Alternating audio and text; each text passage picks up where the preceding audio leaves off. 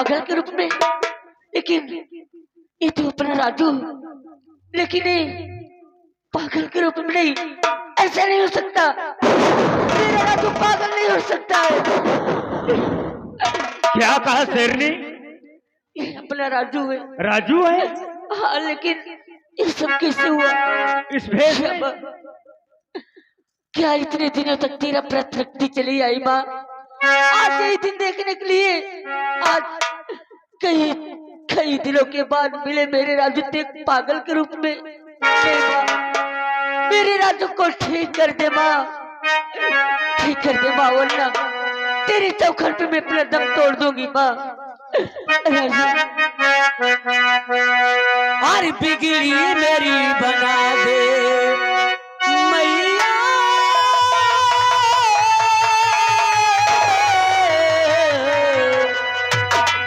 बिगड़ी मेरी बना दे ऐसे राम वाली मैया, बिगड़ी मेरी बना दे।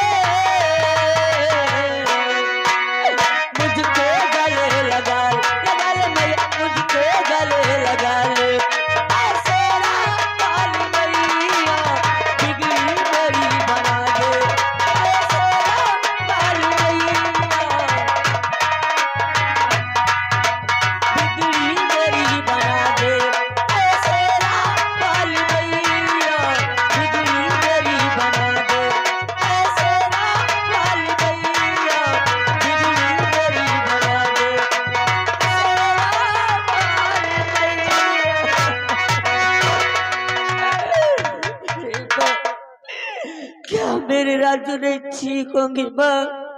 शेरनी, माता जी से आप विनती किया, लेकिन तुम्हारा राजू अभी ठीक नहीं हुआ। लेकिन एक उपाय है। आपने किसी समय प्यार मोहब्बत किया था और कुछ बातें याद दिलाओ, शायद राजू को होश आ जाए तो ज्यादा अच्छा है। क्या आप सच कहते हैं सरदार जी? हाँ, क्या मेरे राजू को होश आ जाएगा? आ जाएगा। आप बीती हुई बातों को याद दिलाइए।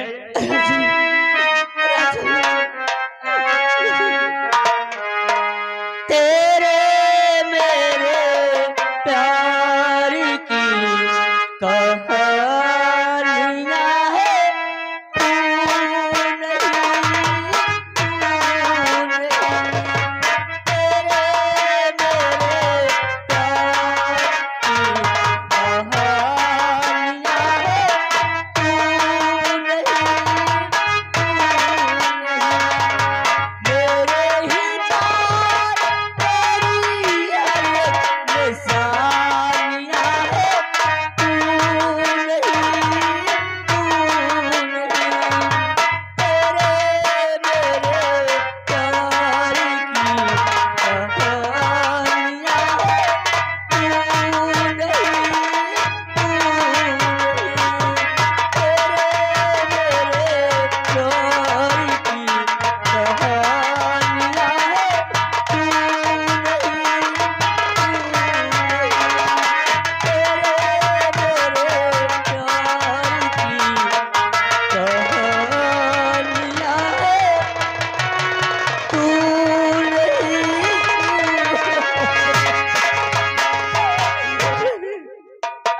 रेखा, रेखा, रेखा!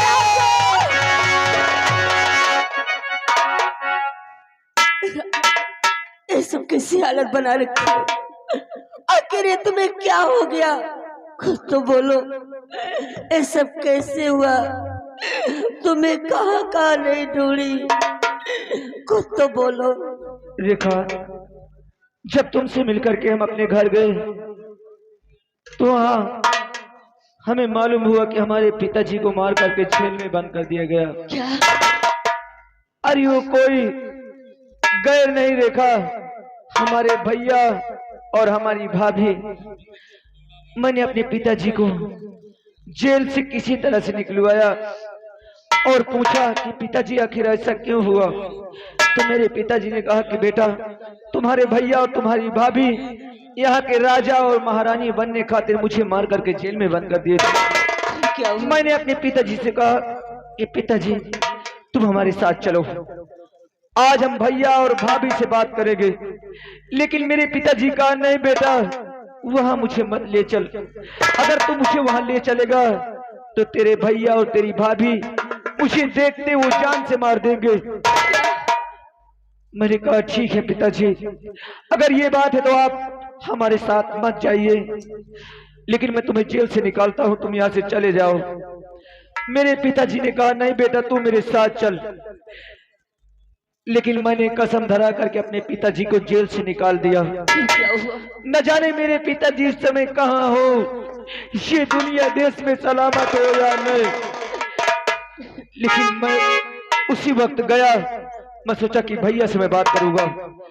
जब कमरे गया तो वहां सिर्फ भाभी थी, हमारे भैया नहीं थे। मैंने भाभी से पूछा कि भैया कहाँ है? हमारी भाभी ने कहा कि तुम्हारे भैया जंगल की तरफ शिकार करने गए। मैंने कहा ठीक है भाभी, जिस वक्त भैया आ जाए तुम हमें खबर देना, हम तुमसे और भैया से बहुत जरूरी बात करना चाहते हैं। इतना कह के जैसे मैं चलने की कोशिश किया तो मेरी भाभी मेरे हाथों को पकड़ लिए। देखा, तुम्हारे हाथों को? कहने लगी कि जब आते हो तो हमेशा भाभी भाभी कहते रहते हो, आज कम से कम एक बार मुझे डार्लिंग कहो, जान कहो, करेजा कहो। इसी तरह के तमाम उल्टी सीधी बातें हमारी भाभी हमसे करने लगी। फिर क्या हुआ? मैंने समझाया, लेकिन मेरी एक भी बात को मेरी भाभी नहीं मानी। मैं गुस्से में आकर के अपनी भाभी को 2-4 हंटर मार दिया। मेरी भाभी मुझसे पहले भैया के पास जाकर के वहां झूठ बोल गई कि तुम्हारे भाई ने मेरी इज्जत लूट लिया। क्या? मेरे कपड़ा पे फाड़ डाला। ये सब सुनकर के हमारे भैया सब सदमा बर्दाश्त नहीं कर सके, मुझे बहुत मारा। और मारने के बाद हमारे दरबार का एक सिपाही है, हमारे भैया उसके हाथ हमें दे दिए। हमारे पिताजी का नाम महाराज विज्ञान सिंह है।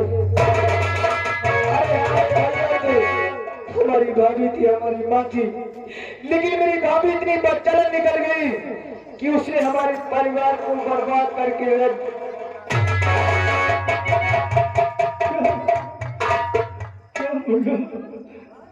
तेरा नाम राजू है, महाराज विज्ञान सिंह का बेटा। अरे मुन्ना देख, हम कोई डाकू नहीं, हम कोई चोर नहीं राजू, देख कर से मुन्ना। हाँ मेरे बेटे, मुन्ना पिताजी आप, मुन्ना पिताजी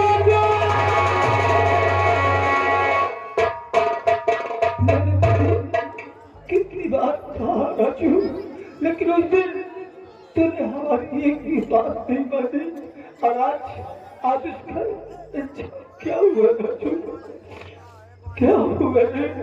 आखिर वही बात हुई ना, लेकिन आज तो बहुत दिनों के बाद हमें मिला है, सब ठीक हो जाएगा। पिताजी आपने सही कहा, शायद अगर आपकी बात हम माने होते तो आज इस हाल में हम नहीं होते। लेकिन पिताजी जिसने हमें बर्बाद किया है और उसे हम जीने नहीं देंगे, उसे हम जान से मार देंगे। पिताजी उसे हम जान से मार देंगे। हमारे बेटे को गुफा ले आओ, क्योंकि बहुत दिनों के बाद हमारा बेटा मिला है। हम सबको मुर्दा सामने चलना होगा। चलो